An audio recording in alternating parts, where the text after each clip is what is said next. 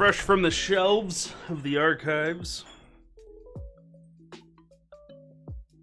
Final Fantasy XI on the Xbox 360. This is the complete Van DL collection. So this has the original base game plus 4 of the expansion packs.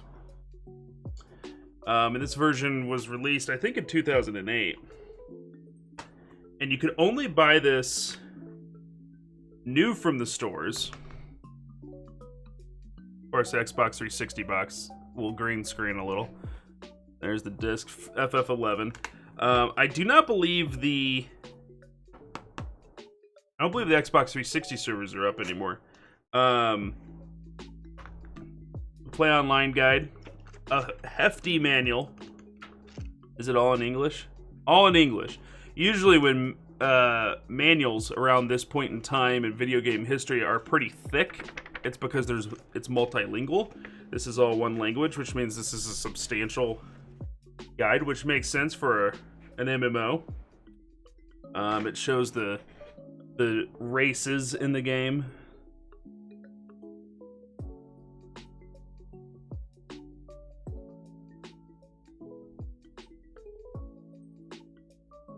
All that fun stuff.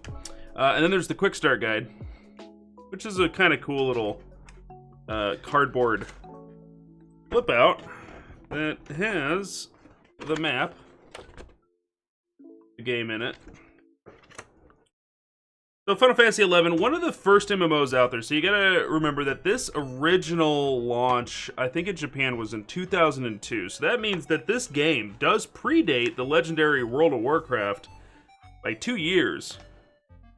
It was a big deal. Came out for PlayStation 2. PlayStation 2, Final Fantasy XI came out for. The servers are still up. People are still playing this goddamn thing.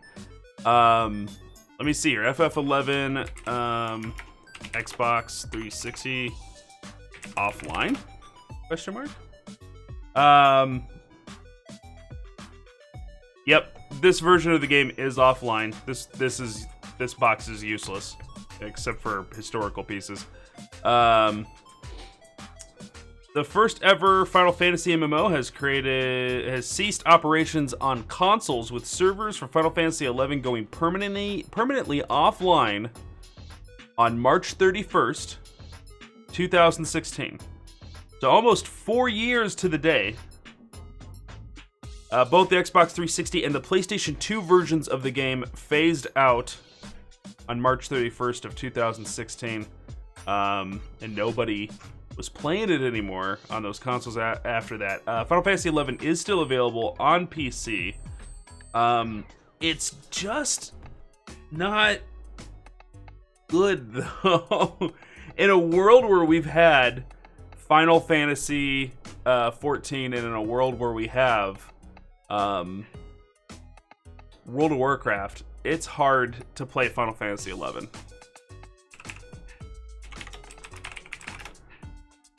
Drake and Pone, welcome. Yes, it did not age well. I'm trying to find some original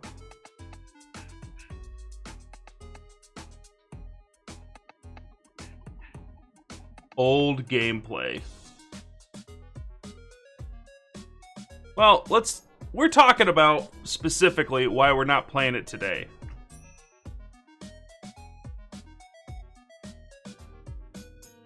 We're specifically talking about why we're not playing it today, so we should probably load up and let you guys see what it looks like today. This video was uploaded in 2017. If you guys want to give some credit for the original video, that's Mr. Happy1227 over on YouTube.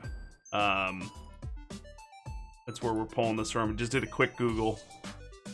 But this is 2017. This is only 3 years ago, which would be relatively new.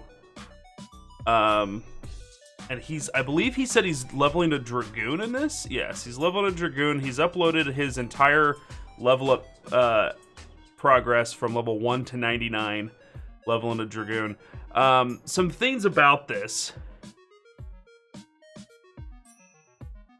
Final Fantasy XI is slow. And it was kind of cool back in the day that you would get with your friends and you guys would be able to fight things for really long periods of time and do really cool stuff. But as you guys can see, this is a party of 6 people, it looks like. We got one right up front. We got Choo-Choo down here. Okay, so it looks like a pet. So it's a party of 4, which, oh, that's right. It is a party of 4 because it's just like Final Fantasy 14. Or is it 5? Let me see. 1, 2, 3, 4, 5, 6. I think it might be 6. The party roster in the bottom right-hand corner has 6 people in it, but one of those might be the pet.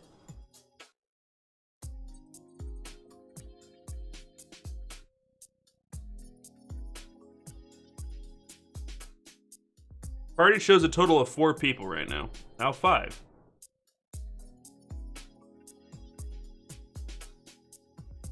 I'm only seeing 4 characters on screen.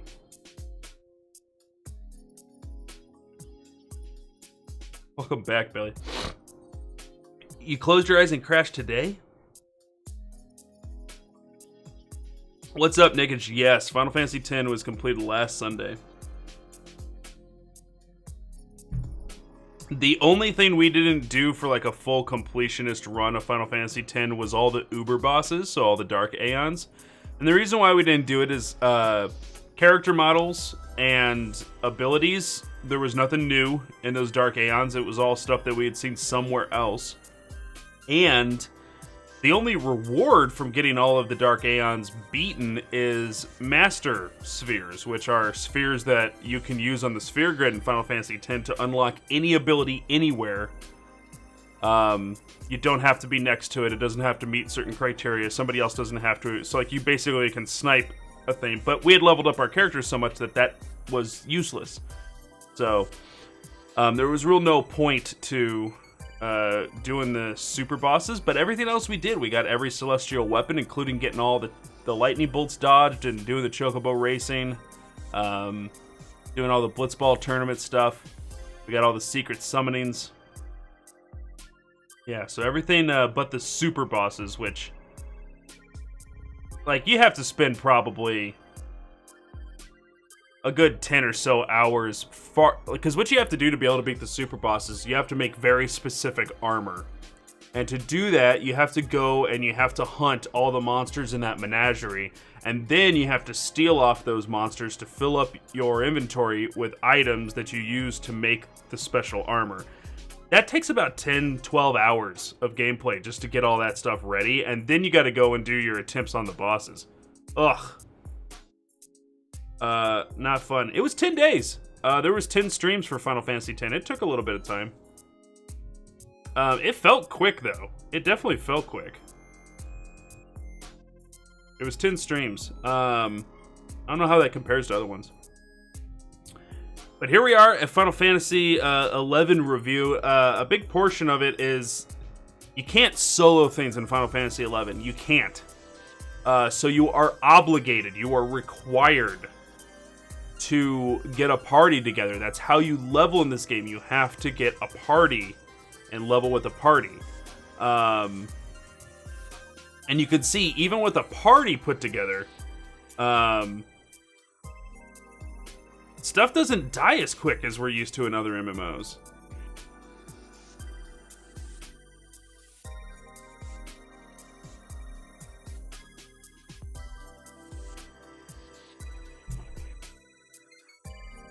Yeah, that's a good point. Like, the reward for getting those super bosses down, you would need that reward for getting super bosses down. If you're getting the super boss down, you don't need the reward that it provides. So, yeah, in short, this is, I mean, you guys can see the textures. I mean, like, the game was made for PS2. Can't knock it too much, but it hasn't aged well. It was a marvel of technology and achievement when it came out in 2002. Final Fantasy XI was. But, you know, it's just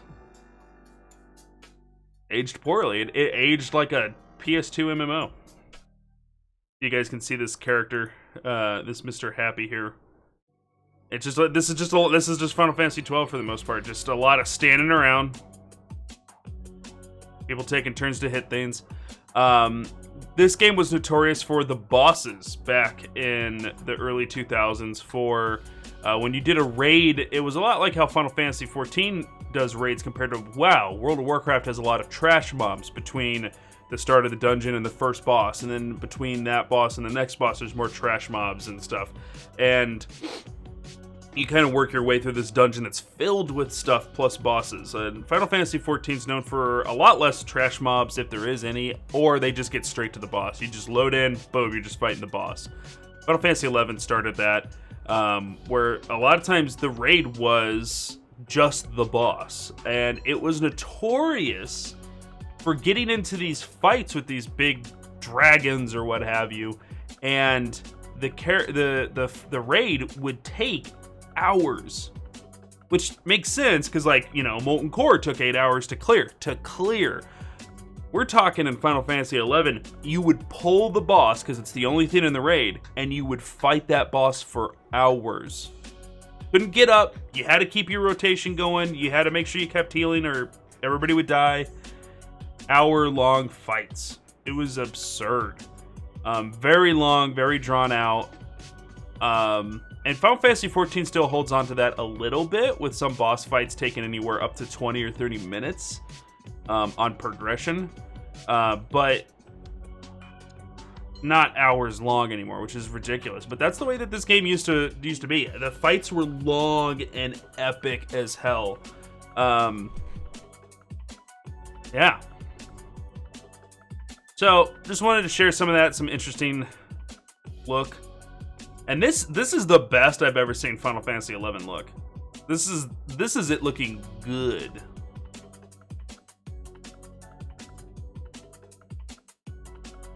This is it looking good. So, in particular, what I wanted to show was why, as a young kid, when Final Fantasy XII originally came out for PlayStation 2, after Final Fantasy XI's launch, let me see here. Let's actually figure it out.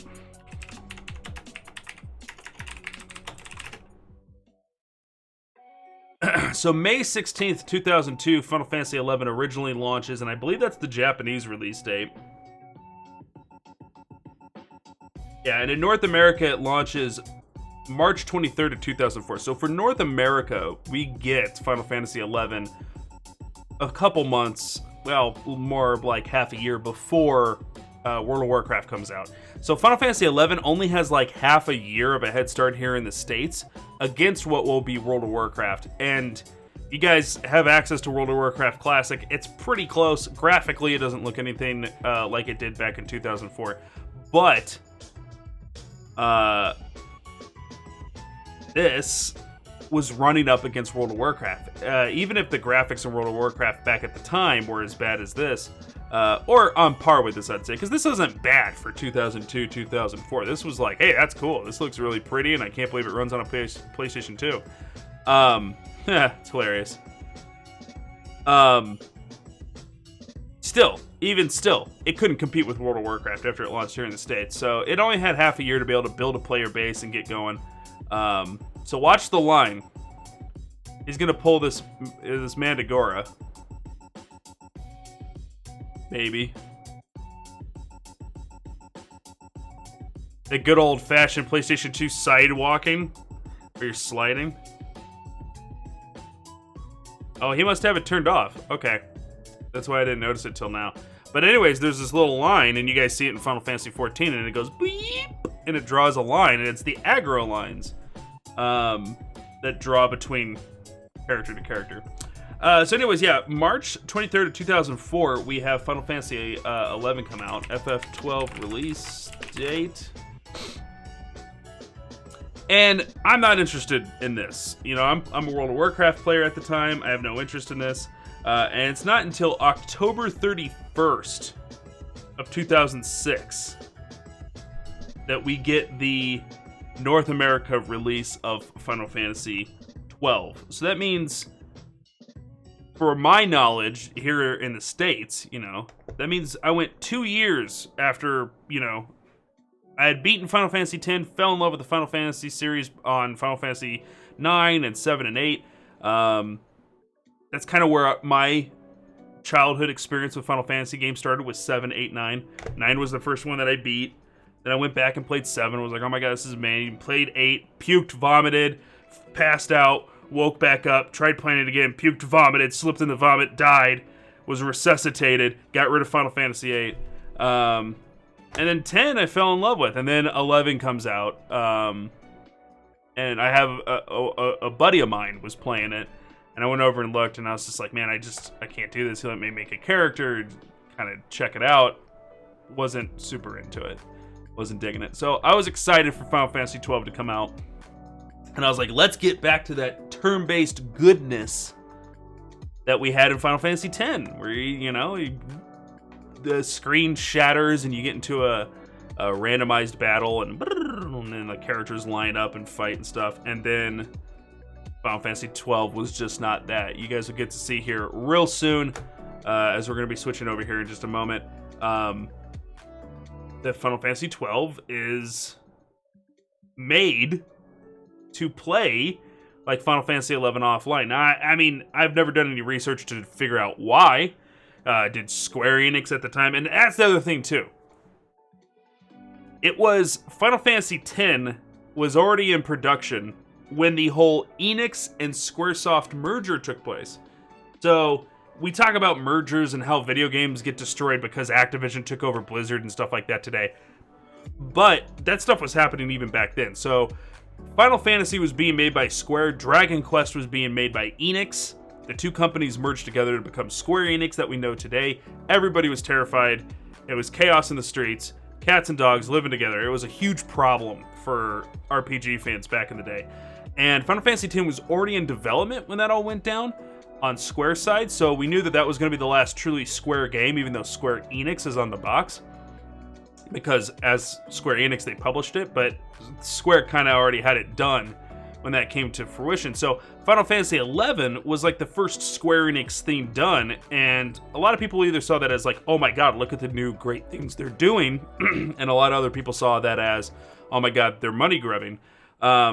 So with those kind of ideas out there, Final Fantasy XII coming out at that time and having similar graphics to Final Fantasy XI, and having basically an offloaded, offboarded MMO system, a lot of people, including myself, felt gypped. We felt like, you didn't make us a new Final Fantasy. You took your Final Fantasy XI and downloaded it and gave us like an offline version of it, wrote some people consider it to be a crappy story. I don't know the story. I'll give you my opinion when we're done playing 12. But you give us a story that's shoehorned into FF11, like what, to get us to play FF11 so that we get into it? Or because you don't want to actually develop a new system, you just want to take what you've already made and use it? I don't know. For me particularly, it felt lazy. That's the way I felt back then, was that like, oh, you just want to use what you already had and you didn't want to make anything new, and it's not something I was interested in already. So I played it for a few hours back at launch in 2006 and did not care for it, and I was bummed out. How was the story in FF11? As far as I'm concerned, non-existent. I played FF11 a little bit on 360, clearly. Back when we were running the GameStop, you guys hear about me talking about like running that GameStop over and over and over. There was a guy who worked there who got he just got a little bummed out. I'll be real honest. He was in a kind of like a dark place, and he was real quiet, and he got distance with us, and we were worried about him, and we found out that he was playing Final Fantasy XI on Xbox 360. So we picked it up, we played it, and leveled up our characters secretively without him knowing. And then we bombarded him one day in the game, and like we ran around with him for a little bit to make him feel better. So this was like a pity buy, to be honest. But yeah, we hung out with him in that for a little bit. We did that for about a year. So I played it a little bit, and I don't have any memory of the story. That's kind of status quo though for me in MMOs. The story of MMOs are usually very bland and very meek. They're not great. Even like vanilla World of Warcraft. Like, there's a story in each zone, and those stories they're nothing too special. I mean, like, they're there. You can read the text if you want. Nothing too crazy. Even when you get into these later expansions in WoW and Final Fantasy XIV, the storytelling does get better. I think the only MMO out there that had a story that I actually cared about was Star Wars The Old Republic. Because when BioWare made Old Republic as an MMO, they made it very single-player heavy. You could play by yourself, level up very successfully by yourself, and the story was around your character, which was a bit weird to have, you know, every single Jedi in the game was having the same story centered around them, and you're doing these epic things like taking down the Emperor or the Great Sith Lord or whatever, but you're all taking down the same Sith Lord. It was a little weird, but it was a really good story, though. So yeah, to answer that question, FF11 story, I have no memory of it. So, let's take a look at FF12 PS2 gameplay. So the reason why I wanted to show you guys this is one of the reasons why I dropped Final Fantasy XII back in the day. This is the way that it looked.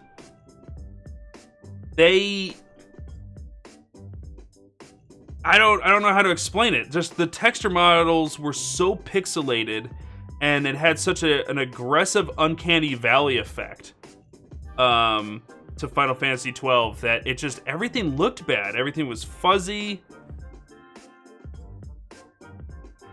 FF8 was in the same vein. This is I have a huge problem with this kind of art style. See, here's the thing. FF8 did the same art style, where the character proportions are correct. They're trying to make realistic faces. This causes the uncanny valley effect. Google that if you guys don't know what I'm talking about there. But in short, it's an effect that when you try too hard to make something in animation look human, basically, we as humans know the difference. When you give us a cartoon character, we have no point of reference of that cartoon character to anything in the real world. So we let our imagination have free reign and have fun with it. So FF9, FF10, those characters aren't truly, you know, proportionate and you know, we're not trying to be photorealistic with those characters. So it's okay how they look. But when you try to make a character like an FF8 or an FF10, or 12 rather here, FF8 and FF12, when you try to make the color schemes and the proportions and the faces, all that, try to be as realistic as possible, we have a point of reference as humans looking at other humans. We are social creatures, and we're intimately familiar with how a human should look. So when people try to replicate that in an animation and inevitably fail because you truly can't recreate, it's hard to perfect that, you know. It's upsetting to the eyes. We don't like it. So that's Uncanny Valley theory. And Uncanny Valley is very aggressive in Final Fantasy VIII. And then Final Fantasy XII. The problem with 12 is, I even agree with Nickish, it may be even worse because FF8 did Uncanny Valley to like the nth degree with their blocky like little people and stuff. But FF12 did it, and then they like down-resed. You guys can see what I'm talking about if you look at. Let me blow this up a little bit here. Go full screen on this so that you guys can see what I'm talking about. Everything is fuzzy. There's like, it's like the pixels are all, it's like the models are all very pixelated, and then on top of that, they put Vaseline on it. There's like this weird anti-aliasing issue. It just looks bad. Even back then, it looked bad. Now, to give you guys a good comparison, let's take a look at. Oh god, I opened up the Matrix. This is Final Fantasy X on PS2 gameplay.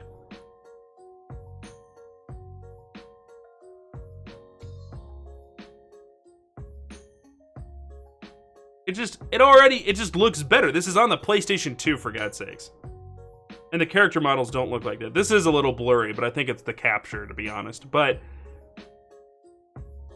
even if we chalk up 12's capture to be blurry, it looks better because the art style was different. And also, they're not doing this weird resolution remapping thing that they were doing. I don't know what they were doing there. But yeah, Final Fantasy 12. Just switch screens here. Yeah, Final Fantasy 12 didn't look good to me when I was playing it as a kid. I didn't like that it was an off port of Final Fantasy 11. It was a lot of things. But now, with that all being said, we now have Zodiac Age. So Zodiac Age originally actually was a Japanese re-release of the PlayStation 2 version.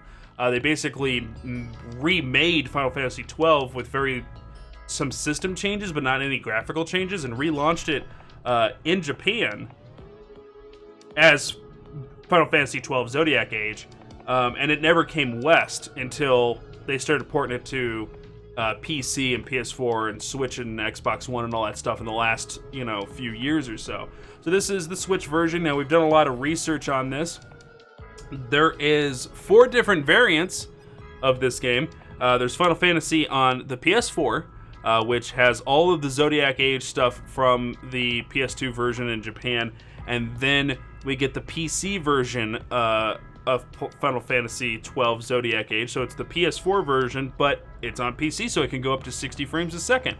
And then it gets released for the Xbox One and the Nintendo Switch, and when that happens, they add in more features that aren't in the PS4 and PC version, and that is that one of the big additions is that you can only have one license board, which is how your class works in this game. In the original game, Zodiac Age allows you to have 2 license boards, so you can choose 2 different classes, but you can't switch them unless you have the Xbox One or the Nintendo Switch version. Then you can switch classes however many times as you like. If you don't like that you made one of the main characters a black mage, you can pull them out of that and make them something different. That's only in the Xbox One and the Switch version, and then the Xbox One version can go up to 60 frames a second while the Switch version can't. So, with Final Fantasy 12 Zodiac Age having 4 different releases on 4 different platforms, it has 4 different versions. The best, actually, ironically, is being the Xbox One version. But I'm not too big on it needing to be 60 frames a second, so I went ahead and grabbed it on the Switch because I like collecting games for the Switch. So that's how we'll be playing it today. But I wanted to go over Final Fantasy 11. Don't know much about the story. You guys can check it out if you want. I don't think it's anything too special. Yeah, just kind of show you the guys that it did not age well, and that is the reason why we're skipping it and going straight into Final Fantasy 12. And yeah.